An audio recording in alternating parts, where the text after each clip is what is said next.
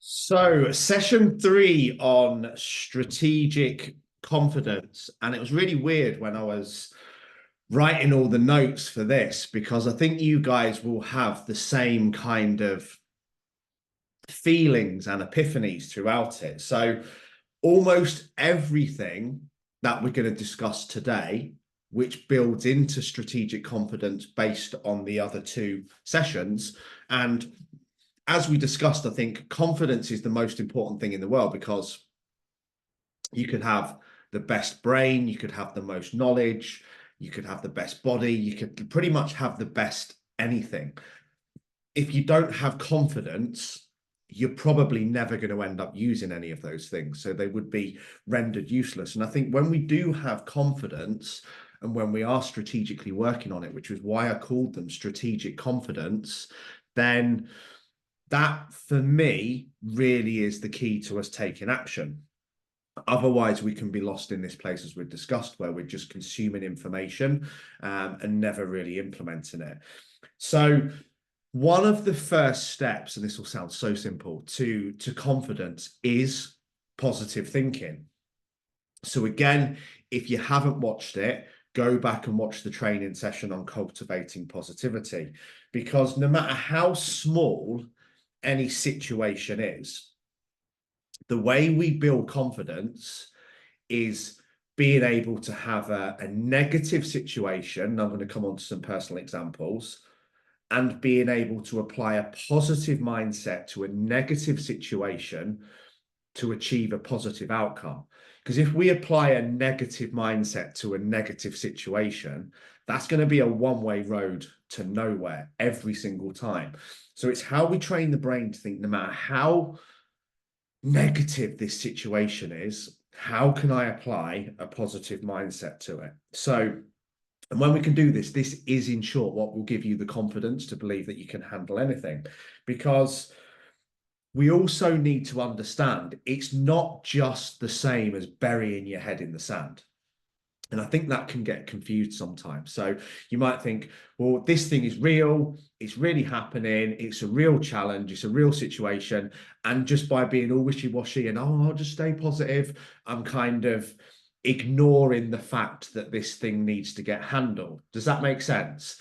So I think sometimes we see people that are overly positive that are actually just doing it to ignore dealing with the thing. So it's not the same as burying your head in the sand, but it's learning how to deal with things, because we all know this from personal experience. Life gets tough. I have several tough situations that I'm dealing with personally at the moment. And very often we talk about having our confidence knocked. So things will all be going along very nicely, and then wallop, have this situation, have this circumstance, have this setback, have this challenge. And, you know, what we always need to understand is that these things will always pass. So they're going to pass whatever. And applying a positive mindset to the negative situation is the key to getting them to pass quickly. Now, one of the other biggest keys to this is understanding that questions are the steering wheel of the mind. So ultimately, like, my biggest challenge at the minute, that's a bit better, is finding somewhere to live. And that has to take precedence over everything for me at the moment. And I don't want it to, because I'm already on a countdown now to 6 weeks. It's gone from 8 weeks to 6 weeks, and there is no resolution at this stage. But to help myself through that, I have to think, whatever happens, this will all be over in 6 to 8 weeks. There will be a resolution. It will be okay in the end. And these tough situations never last forever. So whatever you're going through that might be knocking your confidence isn't going to last forever. And that will help you build the confidence around it, because we can't stop things happening. We can't stop adversity. We can't stop challenge. We can't stop any of the things that we're going to face throughout our life that will, quote unquote, knock our confidence. So We are not in charge of the challenge. We are not in charge of the adversity. We are not in charge of the situation or the circumstance or other people. What we are in charge of is how we think and how we respond to the situation. So I am not in charge of my landlord selling this house. I can't change it. I can't challenge it. I can't do anything about it. So giving any energy to that situation is just going to absolutely destroy my head. And I've done that a little bit the last couple of weeks. I'm always honest with you guys. But we can't stop things happening. But what we can change is how we respond to them. And when we are in charge of our thoughts and our response, this is what builds the confidence. And as I've said so many times, if you're struggling, stop moaning, stop worrying, stop stressing, and start asking questions. Because questions are the steering wheel of the mind. Number one question, can I change it? No. Great. Number two question, what's happening? I need to move house fairly quickly. Great. Number three questions, what emotions is this situation causing? Stress, anxiety, worry, poor sleep, which is then knocking on to other areas because there's lots of other things that I'm wanting to get done, but I can't because of house viewings, because of surveyors coming in to hear it, and all numerous things that are out of my control. So when I start to experience this stress, this anxiety, and this worry, I'll then ask myself another question. Well, why are you feeling this way? Well, because it's an anxious situation that I can't change. Of course, you're going to feel that way. It's like expecting yourself not to feel anxious about a job interview. Right. What can I do about it? Well, I can start to focus on the solution, not what's going on, not what's happening, not how I'm feeling, not why it's happened, no anger. And then I can break down and I can say, well, what's the worst possible outcome? Well, if the shitos really hit us, the fanos, might even have to move back in with Logan and Nat for a couple of weeks. That's the worst possible situation. I'm not going to be on the streets, am I? Sure, Luke Birch would let me keep his stuff in the back of Paws and Claws and kip in his van if push came to shove. You know, so sometimes we're very often creating almost a fake worst situation when it's not ideal, it's not great, but the worst possible situation or outcome actually isn't that bad. Now then, what's the best possible outcome? Well, within 6 to 8 weeks, I'm in a brand new house that I love loads more than this one. It's closer to Logan. The office is better. Everything is better. The landlord's better. The rent's cheaper. It's closer to the gym. There's lots of best possible outcomes, but we don't think about them, do we? Because we're too busy stressing about the situation, too busy kicking off about the landlord, too busy being angry, too busy applying a negative mindset to a negative situation, which destroys confidence. How can I plan? What can I do to help with the situation? Well, I can set an alarm. And I can get up every morning and I can check all the new properties that have gone onto Rightmove. I can stop moaning and pissing and whining like a little bitch and I can start contacting them. I can start searching. I can start planning. Right. Okay. Now this is a bit of a different man to the stressed, anxious, worried one, isn't it? He knows why he's feeling this way. He knows what he needs to do about it. He knows what the worst possible outcome is. It's not that bad. He knows what the best possible outcome is. That's great. He's got a plan. And he's got a plan of action to help the situation. So look at how much calmer I am, even just the conversation on this live, because all of a sudden I'm looking at the solution, not the problem. And if you're struggling with confidence, I guarantee you keep looking at the problem. You keep feeling the emotions. You keep looking at the situation. And very often, the reality is this, and this is a bit of a slap in the face for some people, and it's a bit of a slap in the face for me, and I've definitely been doing it over the last 2 weeks, and we all do it, so don't beat yourself up. Essentially, it's a lot easier to sit there fucking moaning, isn't it? What's easier? Spending hours and hours going through Rightmove, looking for houses, contacting estate agents, ringing people up, finding what's available, getting up early, looking for the solution, starting to pack, starting to get things in order. What is easier than that? Well, I can just sit here and moan, stress, whine, bitch, kick off, get angry. That option is a lot easier. So very often the solution is there, but it's going to be harder work than talking about the problem. This is why we end up talking about the problem. And when we talk about the problem, we lose confidence, which we'll come back onto. So this is why we all get stuck, because it's a lot easier to talk about the problem and stress than it is to work on the solution that fixes the problem. But the reality is, working on the solution to fix the problems builds your confidence. Stressing about the problem and the situation destroys your confidence. But I also want you to know it's natural to feel that way. I'm quite stressed and anxious at the moment. That's okay. That's normal. This is why I ask these questions. Now I'm working on a solution. And going back to, it is literally one of my favorite all-time quotes from Mark Twain, who said, I had a whole lot of worries in my life. Most of them never happened. And that is the reality. Most of the things that we spend hours stressing and worrying and getting anxious about, talking about, discussing it with people, getting angry about, these future-based things, because that's what anxiety is. It's bad mind management. Anxiety is predicting a negative outcome of the future based on very little information.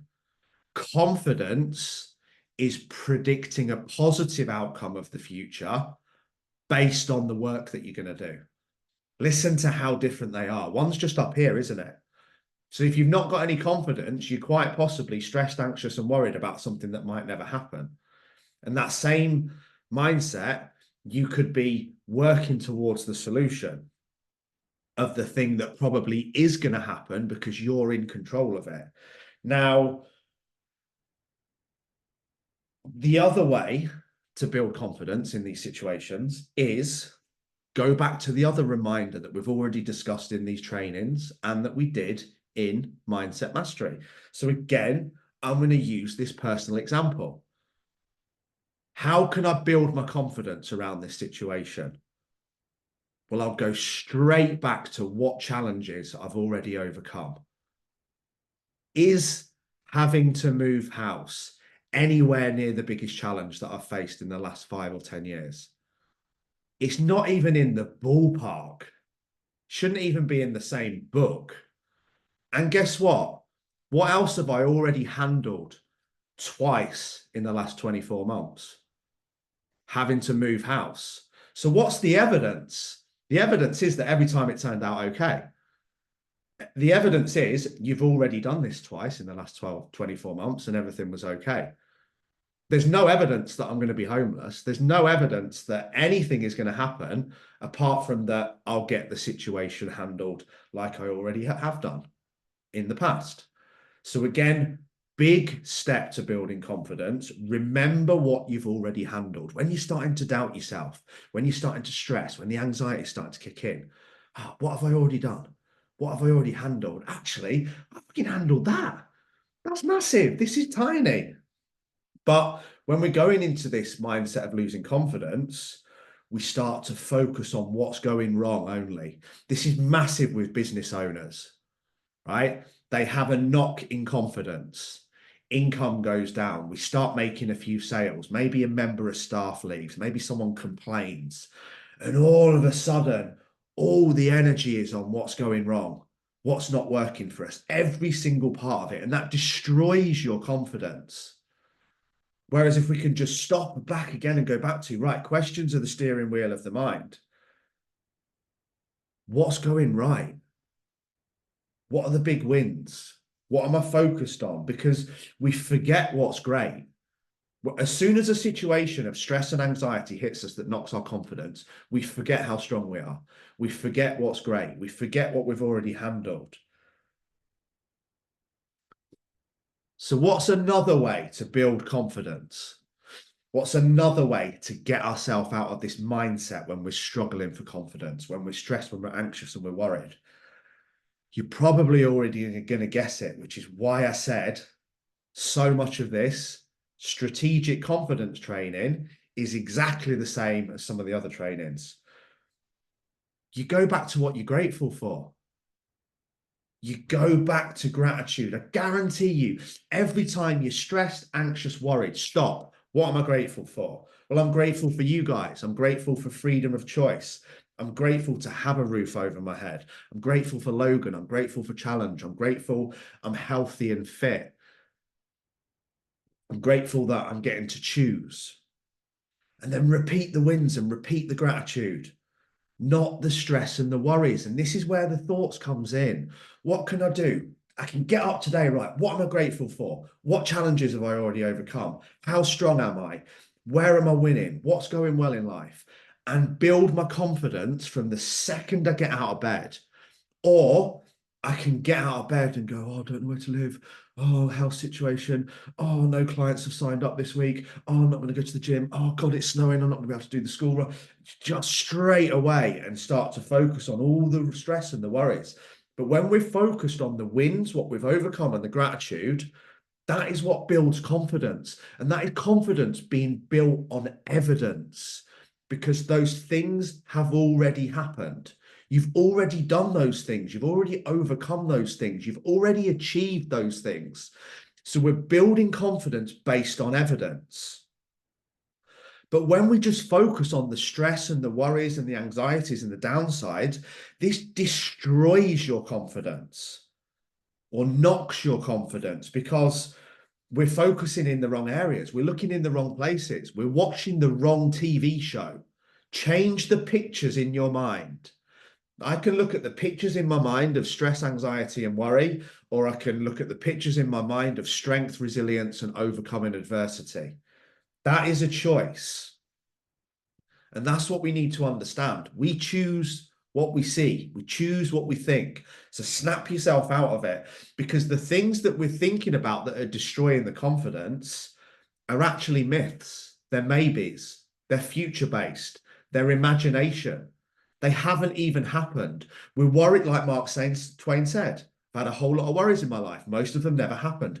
We can worry about things that have never really happened and destroy our confidence, or we can focus our thoughts on things that have happened and that we've already achieved and build our confidence. So positive thinking builds confidence, applying a positive mindset to a negative situation. Asking questions builds confidence. I'll go back to the questions quickly. What's happening? What emotions am I experiencing? Why am I feeling this way? What can I do about it? What's the worst possible outcome? What's the best possible outcome? What plan do I have? And what's my logical next step? That's it. Luke, exactly. Deal with it if it happens. It probably won't. So number one, positive mindset to a negative situation to produce a positive outcome. Number two, ask questions. Number three, practice gratitude. Stop focusing on having to move house and start focusing on the fact you have a house. Challenge your thoughts. So those, just to rehash that bit quickly: positive thinking, ask questions, gratitude, focus on your wins and everything you've already overcome. That's the 4 steps in this session to overcoming adversity. Positive thinking, ask questions, practice gratitude, focus on what you've already achieved and overcome. Now, this last one is massive. I love it. I love it. I love it. And I love this word.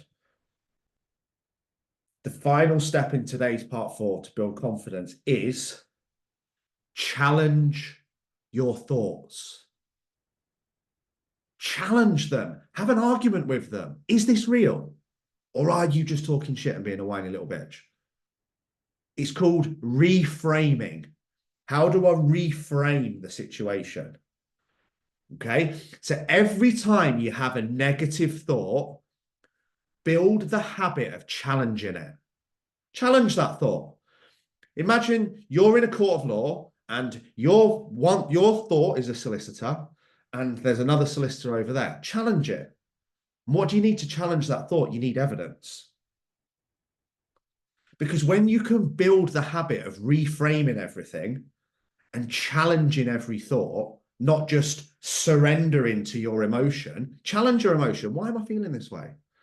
That's why I'm feeling this way. Now I know why I'm feeling this way. Hang on, I've already handled that before. This is easy. This is what I need to do. Logical next step.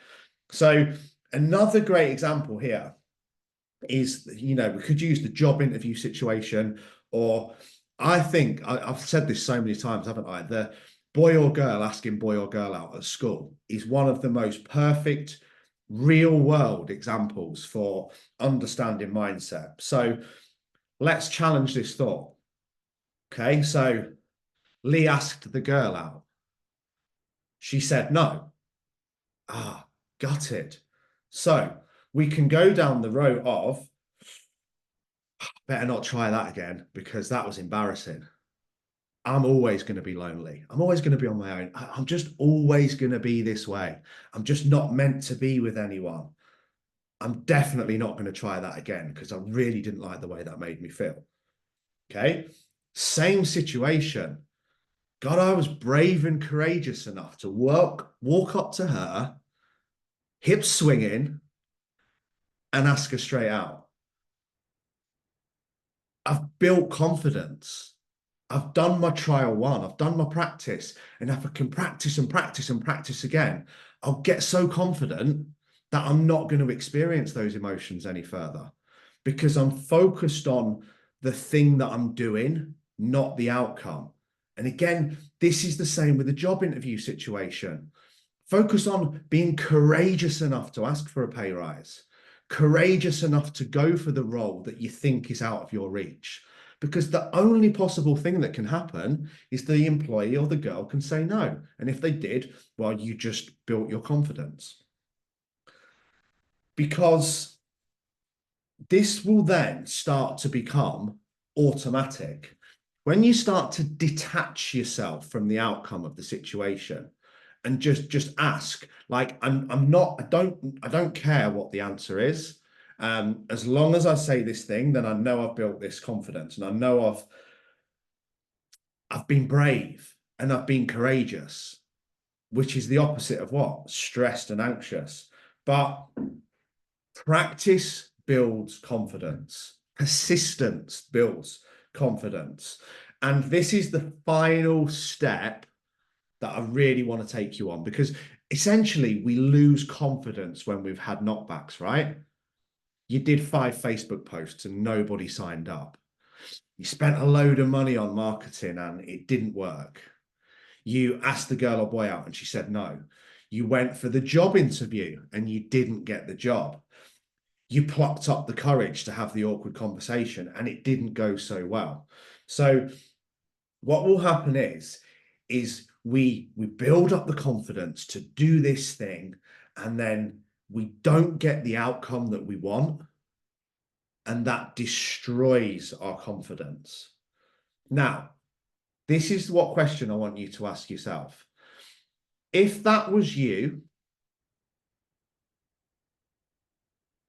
and it was one of your friends that had gone to the job interview, or that had asked the girl out, or that had tried the new thing that was out of their comfort zone and it didn't figure out, what would you say to them?